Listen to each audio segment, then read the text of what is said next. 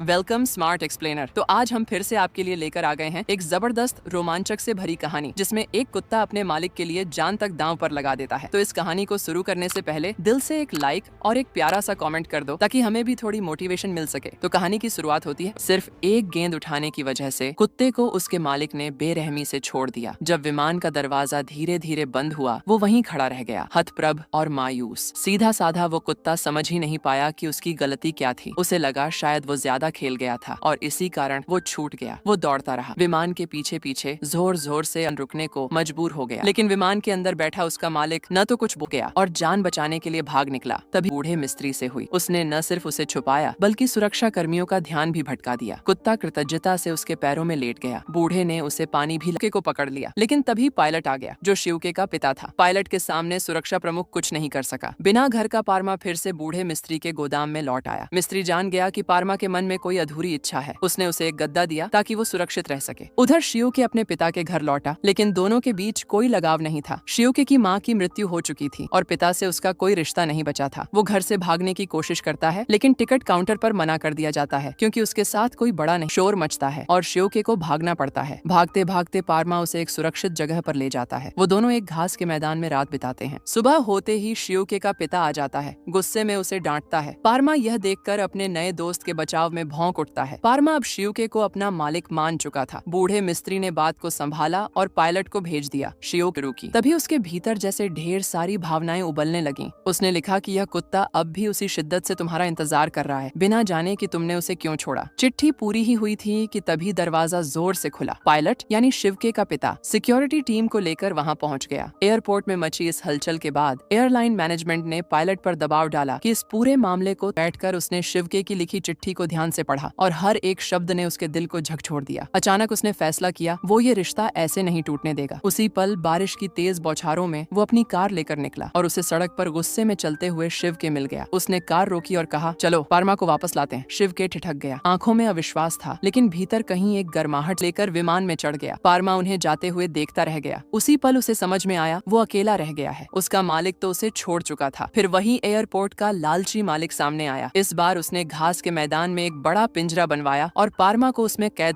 पड़ा रहा। शिव के डॉक्टर को लेकर आया। डॉक्टर ने कहा, ये शारीरिक नहीं, दिल की बीमारी है। अगर इसका मन नहीं बदला तो ये मर भी सकता है। उसी रात भारी बारिश हुई। पारमा को लगा उसका मालिक वापस आ गया है, लेकिन जैसे ही उसने दौड़ लगाई, वो सपना टूट गया। बारिश की तेज बूंदें उसकी उदासी नहीं धो सकीं। शिवके ने पारमा के पास जाकर अपना सिर उसके सिर से सटा दिया, उसे हौसला देने लगा, लेकिन पारमा हिला तक नहीं। अंत में शिवके ने अपनी हर बार आंखों में वही उम्मीद ली, लेकिन क्या वो मालिक इस उम्मीद के लायक था? शिवके बस इतना जानता था, पारमा की वफादारी कभी हारनी नहीं चाहिए। और तभी वो दरवाजा खुला और सामने खड़ा था वही शख्स जिसने कभी पारमा को छोड़ दिया था। शिवके की उम्मीद भरी आंखें परमा की ओर टिकी थीं, लेकिन परमा दौड़कर मालिक के पास जाने के बजाय बस उसे एकटक देखता रहा, बहुत देर तक, जैसे वह यह पक्का करना चाहता हो, क्या ये वही इंसान है जिसने उसे एक बार बेसहारा छोड़ दिया था? वो आदमी, परमा का पुराना मालिक, बार बार उसका नाम पुकारते हुए गिड़गिड़ाने लगा, परमा, परमा, आओ बेटा। लेकिन परमा हिचकिचाता रहा, दिल का बोझ उतार नहीं पा रहा था। टूटी हुई हालत को देख नहीं पाए। वे सीधा उस आदमी के पास पहुंचे और बोले, मैं अपनी सारी जमा पूंजी और कार तुम्हें दे दूंगा, बस परमा को मुझे दे दो। लेकिन उस आदमी ने बिना झिझक के इनकार कर दिया। वजह प्यार नहीं थी। असल में जब परमा की कहानी मीडिया में फैली तो उस आदमी पर इंटरनेट पर काफी आलोचना हुई। उसकी नौकरी भी खतरे में पड़ गई। अब वह सिर्फ अपनी को त्यागा था। तब उसके पास कोई डॉग आईडी नहीं थी। आज भी वो दस्तावेज नहीं था। वो परमा की ओर देखने लगा। परमा की आंखें भी उससे कुछ कह रही थीं, करुणा, गिड़गिड़ाहट और एक मौन याचना। उसका दिल कहीं अंदर से टूटने लगा, जैसे किसी ने सच्चाई से उसका सामना करा दिया हो। आखिरकार उसने परमा का कॉलर खोल दिया और धीरे से फुसफुसाया, भाग जा,